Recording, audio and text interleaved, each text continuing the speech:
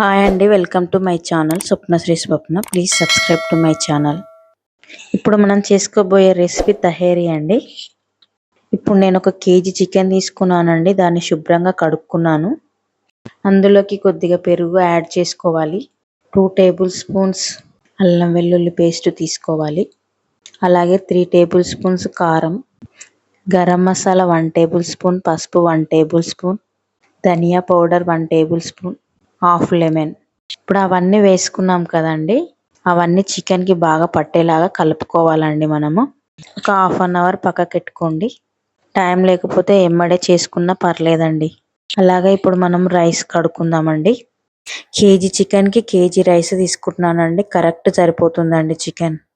ఒక 2 టైమ్స్ కడుక్కొని పక్కకు పెట్టుకోవాలండి రైస్ని. ఇప్పుడు మీడియం సైజు 3 ఆనియన్స్ తీసుకొని వాటిని కట్ చేసుకోవాలండి. నేను చూపించే విధంగా కట్ చేసుకోండి, అలాగైతేనే బాగుంటుంది. చిన్న చిన్నగా అస్సలు వద్దు, కానీ లేయర్స్ లాగా కట్ చేసుకోవాలి. తహేరీని సేమ్ బిర్యానీ ప్రాసెస్లోనే చేస్తాం, కానీ కొద్దిగా డిఫరెంట్గా ఉంటుందండి. ఇప్పుడు మనం స్టవ్ వెలిగించుకొని ఒక వెడల్పాటి గిన్నె తీసుకొని అది స్టవ్ మీద పెట్టుకోవాలండి. అందులో ఒక 4 టేబుల్ స్పూన్స్ ఆయిల్ వేసుకోవాలండి. అలాగే నెయ్యి కూడా 3 టీ స్పూన్స్ వేసుకుంటున్నానండి నేను నెయ్యి.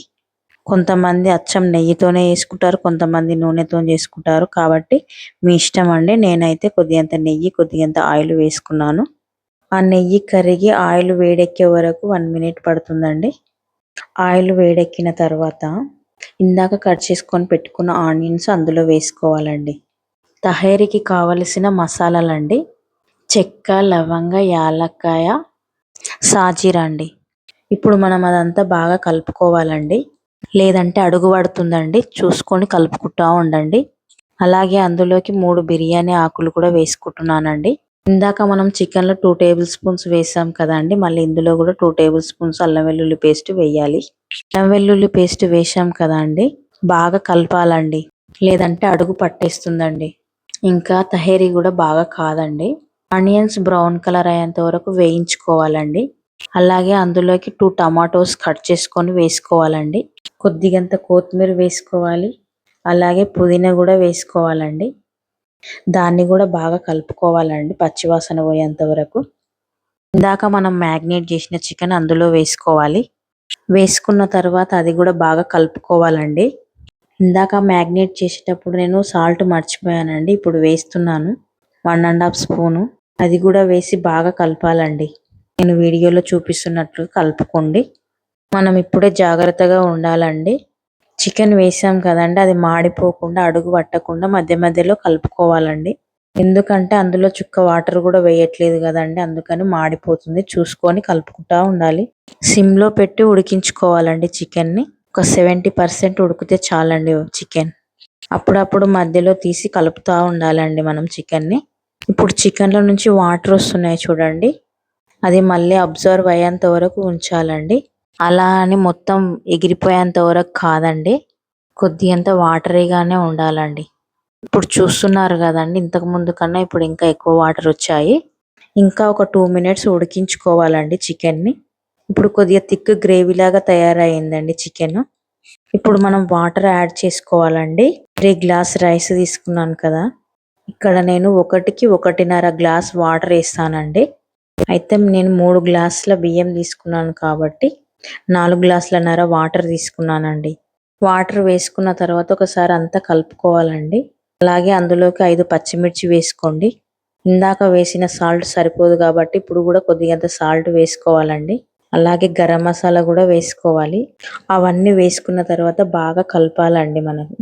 అలాగే అది ఒక 15 మినిట్స్ ఉడికించాలండి. అప్పుడు ఆ వాటర్ మొత్తం మరుగుతుంటాయండి.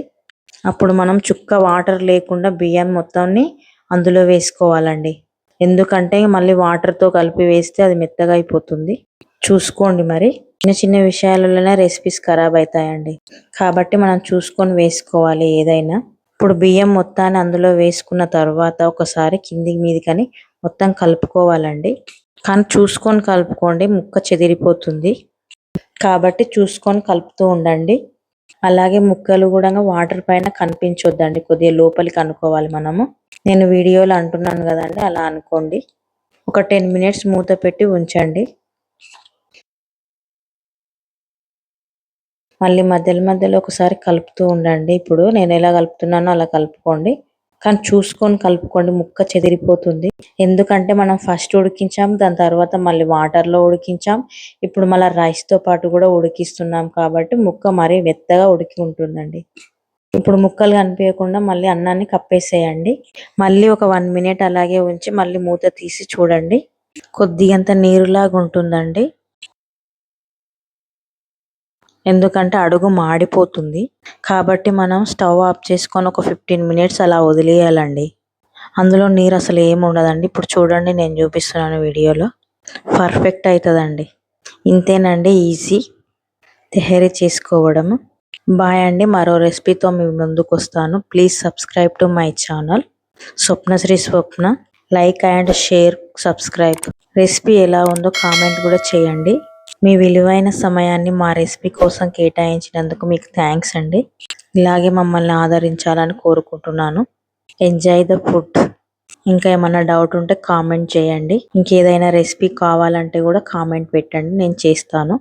మరోసారి మీకు బాయ్ చెప్తున్నా, మీ స్వప్నశ్రీ అండి.